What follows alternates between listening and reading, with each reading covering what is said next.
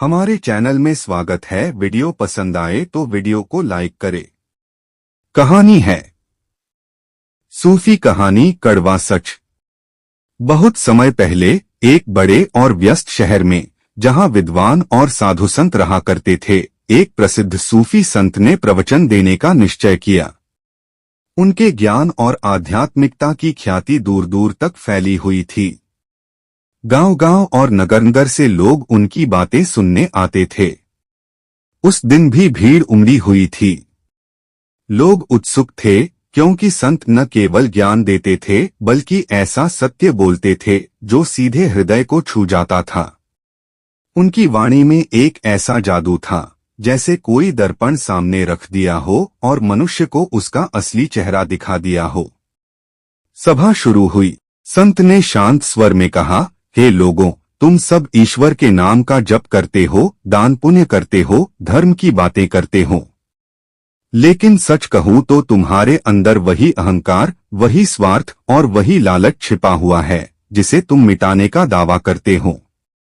भीड़ में हलचल मच गई। लोग आपस में फुसफुसाने लगे, ये संत हमें अपमानित कर रहे हैं।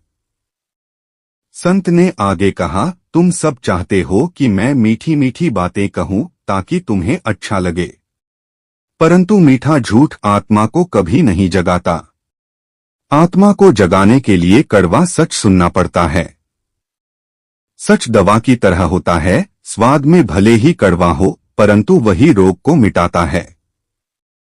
लोगों के चेहरे बदलने लगे। कुछ क्रोधित हुए, कुछ उदास हो गए।